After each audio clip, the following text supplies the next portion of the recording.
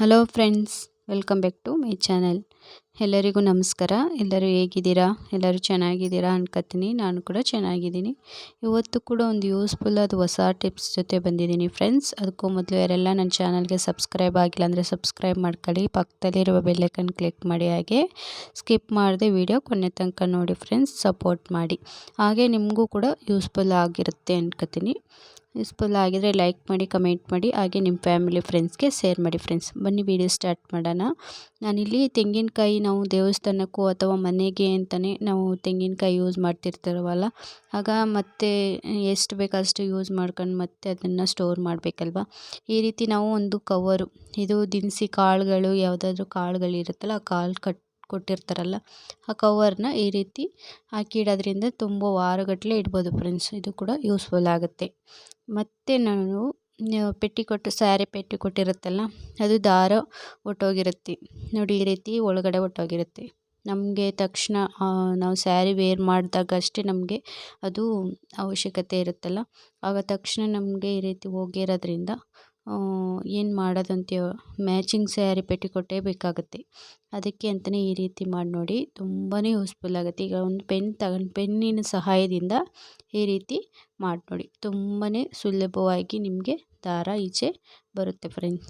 ತುಂಬಾ ಚೆನ್ನಾಗಿರುತ್ತೆ. ಈ ಟಿಪ್ಸ್ ಅಂತೂ ಫಾಲೋ ಮಾಡಿ, ಹಾಗೆ ಯೂಸ್ಫುಲ್ ಕೂಡ ಆಗುತ್ತೆ ಫ್ರೆಂಡ್ಸ್. ನೋಡಿ, ಈ ರೀತಿ ಪೆನ್ನಿನ ಸಹಾಯದಿಂದ ಮಾಡಿದ್ರೆ ನಮಗೆ ತಕ್ಷಣವೇ ದಾರ ಈಚೆ ಬರುತ್ತೆ ಫ್ರೆಂಡ್ಸ್. ಎಷ್ಟು ಸುಲಭ ಅಲ್ವಾ ಈ ರೀತಿ ಮಾಡೋದ್ರಿಂದ. ನೋಡಿ, ಎಷ್ಟು ಸುಲಭವಾಗಿ ನಮಗೆ ದಾರ ಈಚೆ ಬಂತು. ಇದು ಕೂಡ ತುಂಬಾ ಯೂಸ್ಫುಲ್ ಆಗುತ್ತೆ. ಇದು ಕೂಡ ಟ್ರೈ ಮಾಡಿ ನೋಡಿ ಫ್ರೆಂಡ್ಸ್. ಇದೇ ರೀತಿ ನನ್ನ ಚಾನಲಲ್ಲಿ ಹೊಸ ಹೊಸ ಟಿಪ್ಸ್ಗಳಿದ್ದಾವೆ. ಯಾರಿಗೆಲ್ಲ ಯೂಸ್ಫುಲ್ ಆದರೆ ಮತ್ತು ಇಂಟ್ರೆಸ್ಟ್ ಇದ್ದರೆ ಒಂದ್ಸರಿ ನನ್ನ ಚಾನಲ್ ಚೆಕ್ ಮಾಡಿ, ಅದಕ್ಕೂ ಲೈಕ್ ಕಮೆಂಟ್ ಮಾಡೋದಂತೂ ಮರಿಬೇಡಿ ಫ್ರೆಂಡ್ಸ್. ನೋಡಿ, ಎಷ್ಟು ನೀಟಾಗಿ ದಾರ ಎಲ್ಲ ಈಚೆ ಬಂತು. ನಾವು ಮ್ಯಾಚಿಂಗ್ ಪೆಟ್ಟಿಕೊಟ್ಟು ವೇರ್ ಮಾಡ್ಬೋದು ಫ್ರೆಂಡ್ಸ್.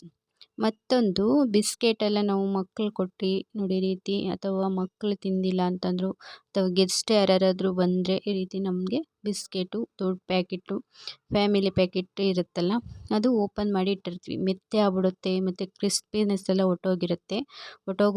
ಅದಕ್ಕೆ ಅಂತಲೇ ಈ ರೀತಿ ಟಿಪ್ಸ್ ಫಾಲೋ ಮಾಡೋದ್ರಿಂದ ಕ್ರಿಸ್ಪಿನೆಸ್ ಹಾಗೇ ಇರುತ್ತೆ ಮತ್ತು ಮೆತ್ತೇನೂ ಆಗೋಲ್ಲ. ತುಂಬಾ ಚೆನ್ನಾಗಿರುತ್ತೆ ಫ್ರೆಂಡ್ಸ್. ಈಗ ನಾನು 1 ಸ್ಪೂನು ಸಕ್ಕರೆ ಹಾಕೊಂಡಿದ್ದೀನಿ ಈ ಥರ, ಮತ್ತು ಇರುವೆ ಕೂಡ ಸೇರ್ಕೊಳ್ಳಲ್ಲ.